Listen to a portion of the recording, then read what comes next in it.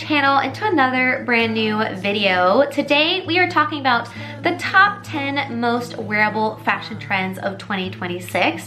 I really want to keep this super realistic, so we're not going to be talking about anything runway, no luxury products, just trends that work for everyday wear. As I go through each trend, I will be including a few photos, that way you can get some inspiration, and then if I have any of the pieces myself, I will be including those as well. We are going to start off with probably the biggest trend that I personally think of 2026, and that is elevated basics. When it comes to this trend, you gotta think that you're not trying to have a surplus of items, but you're rather having a little bit more intention into the pieces that you purchase. You wanna have something that has a better cut, better fabric, higher quality, and maybe you'll be spending a little bit more money than you possibly would think of in the past when it comes to basics. I know a lot of times when it comes to just trying to find like a white tank top or a white tee, we really think about not spending a lot of money because it's just a basic, you're just gonna be layering it. So you try to find the most affordable and the cheaper option. I personally love this trend because I feel like it helps us when getting dressed to feel a little bit more effortless. When you have basics that you love, it makes it a lot more easier to get dressed and style your outfits for everyday wear.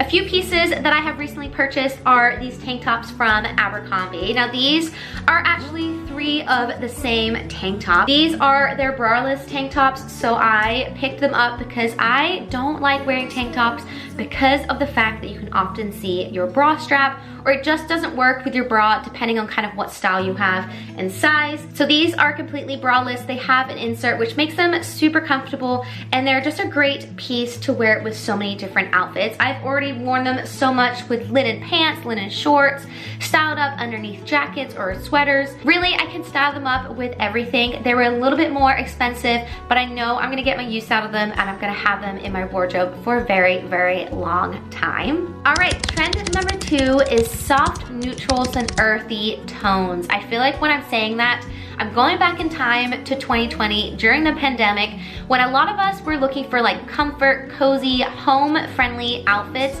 So we would gravitate to more of the creams, the beiges, and the browns.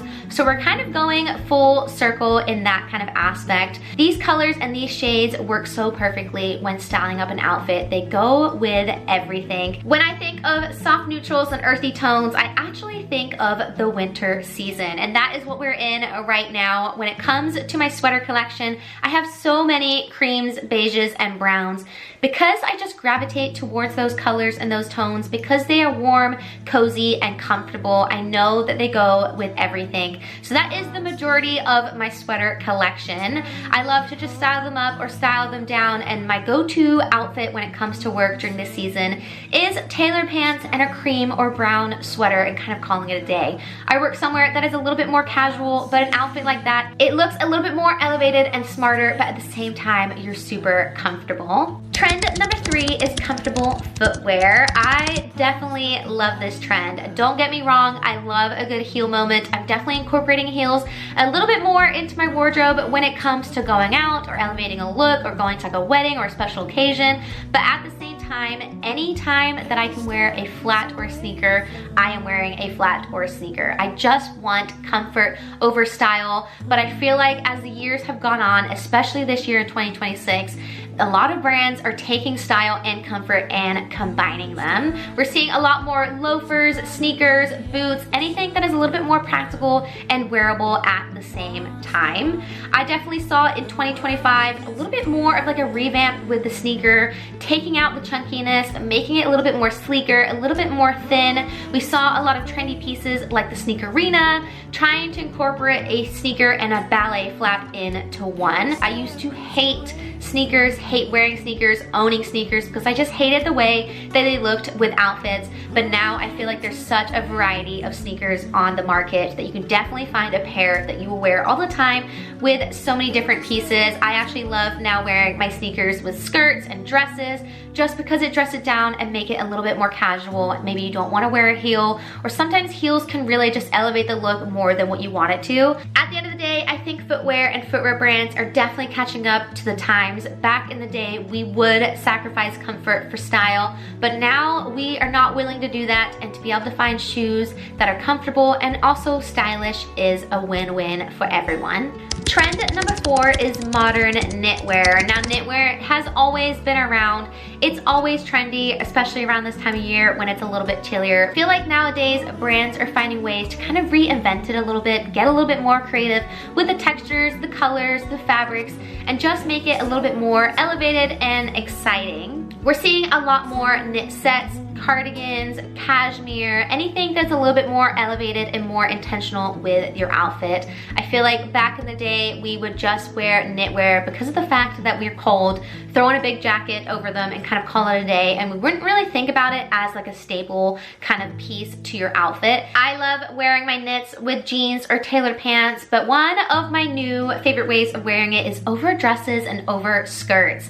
I know this past fall, the white long maxi skirt was super trendy, so I did pick up one of those and I wore it so many times just tucked in to a cute sweater, and it just looks so chic and casual, put together and effortless at the same time. I think I mentioned earlier that my go-to is a knit and tailored pants for work. I have so many sweaters in my wardrobe, it's a little bit ridiculous at this point, but that is my go-to throughout the entire season. I love finding knitwear and sweaters that are just a little bit more elevated, a quality piece, a really staple to my wardrobe and to my outfit that I'm just gonna wear over and over again. And as my collection has gotten bigger, I still wear all of them every single season. Trend number 5 is practical bags. Now, I cannot be the only one that hates micro mini bags.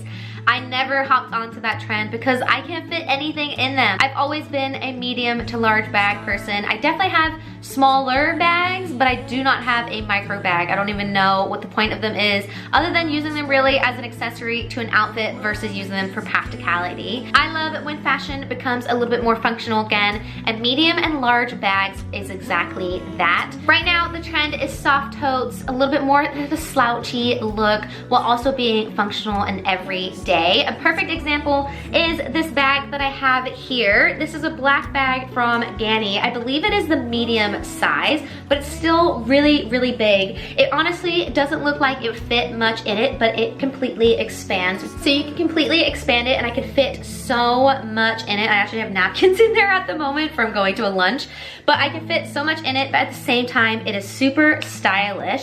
I feel like another big thing when it comes to bags is we can kind of fall into the trap of buying a bag because it's trendy, it's popular, it's on TikTok, everybody wants the bag, you buy the bag, and then you find that it's not practical or functional and you never wear it and it just sits in your wardrobe and you spend thousands on this designer handbag. I think it's super important to do your own research and find a bag that works for you. I love this bag because it is not super trendy. You don't see it all over TikTok, but it's still a really cute, stylish bag. I get a ton of compliments when I wear this, but it's something that you don't see everybody wearing. I think it's super important to have kind of like your own personality in the things that you buy and not just buy them because everybody has them, and then it wouldn't be unique and you wouldn't have a piece that's just yours. It doesn't come with this little golden doodle keychain. I actually attached this to the hooks on the side, but it is such a great everyday functional bag. Trend number 6 is everyday dresses. I love a midi dress moment, something that's not too mini, not too maxi, somewhere in between that has a really nice flow to it and really simple fabrics. It really just makes your outfit look super effortless and timeless at the same time. I have so many of these pieces already in my wardrobe. One that I can think of off the top of my head is a blue midi dress that I got from Anthropologie a couple years ago. I pack it every single time that I go on a summer vacation, and I also wear it so much here at home in so many different ways. I can throw a stripy sweater over it or over my shoulders. I can throw a jean jacket over it, a sweater, anything like that. I can wear it with flats, heels. It's really a great dress that's super universal, super multifunctional, that I can wear with so many different outfits. These everyday dresses just work so well with any type of footwear, any type of accessory, any bag, any hairstyle. I love a dress that looks great with your hair down, but also looks great with your hair up. There's nothing worse than putting on an outfit and you haven't washed your hair and it just looks terrible because it is a hair down outfit. I love pieces that work with both styles, so you're really not having to stress in the morning when you get ready for the day. Trend number 7 is relaxed tailoring. Now, don't get me wrong, tailoring is still in, but I feel like this trend just kind of pulls it back a little bit. makes it a little bit more comfortable and relaxed, but at the same time, you still have those tailored, smart pieces.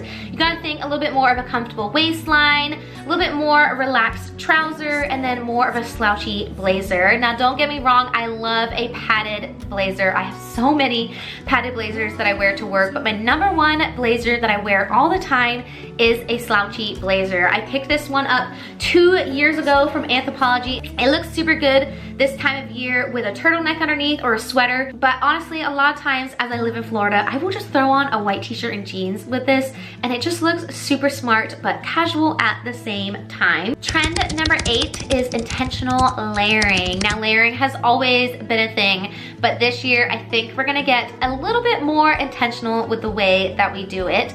We saw it a little bit in 2025 with the white tees, with the sweaters and the cardigans, with just the white tee kind of poking through a little bit. This year, I feel like the layering will feel a little bit more thoughtful and less excessive. I really think it's gonna feel a little bit more natural, that you just kind of pull the pieces together. I personally love this trend because I feel like it adds a lot of interest to a simple outfit without having to do like bold prints or bold colors. It's really a simplified outfit just with a little bit of layering. You could also take it a step further by using a brooch. I'll include some photos here on the screen of what I'm talking about, but you always see the white tees kind of poking through the top of your sweater, but never really at the bottom. So a lot of people are actually pulling up their sweater a little bit and tucking it slightly and then pinning it with a brooch, so then the white tee kind of pokes out over your waistline, kind of layered over like a pair of jeans or some pants, and it really just elevates the look a little bit. I feel like brooches are definitely making a comeback this year as well, and I feel like it's a really great accessory piece. Maybe a brooch instead of some statement earrings or a necklace. It's a really smart and unique way of leaning in to the intentional layering while also adding a little bit more personality and style. Trend number 7 is wearable outwear. Now, outerwear is definitely becoming a little bit more versatile and timeless. I feel like there was a moment in time where we were just buying trendy outwear pieces, wearing it once during the winter season, and then never touching it again. It's like a piece that works with one outfit, and then that's it. You're never gonna pick it up from your wardrobe. And now we are thinking trench coats, wool coats, light jackets, practical jackets, anything that is more functional and is a great layering piece. You can kind of go back to the intentional layering, which was trend number 8. You're thinking about outwear pieces that go with everything. A big wool coat that you could wear every day to work during the winter months, no matter what outfit you're wearing underneath. It is functional, it's practical, it's stylish, great color. It could be a soft tone, earthy tone, and you're kind of leaning into multiple trends at once. I always think a good coat can make an outfit even better, and I think we're definitely gonna be leaning into that in 2026. Last and final trend is trend number 10, which is minimal jewelry or accessories.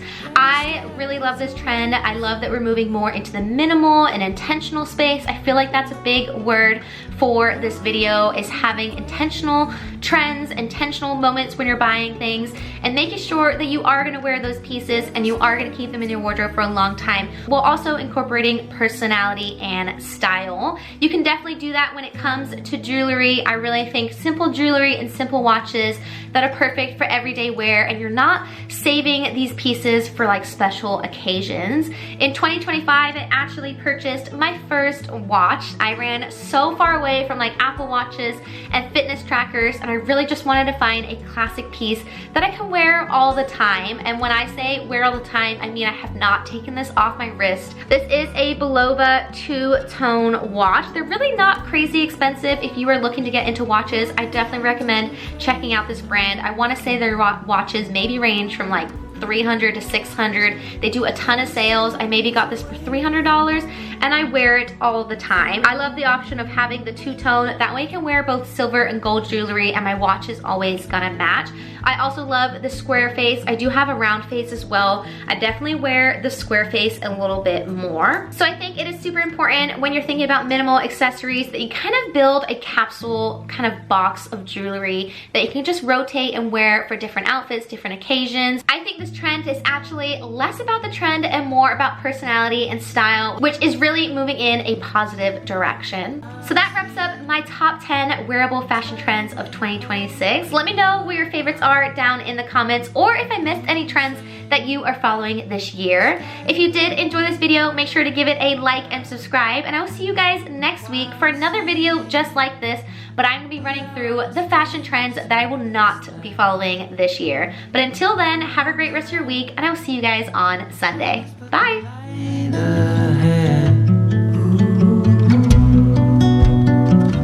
Rolling into the gray.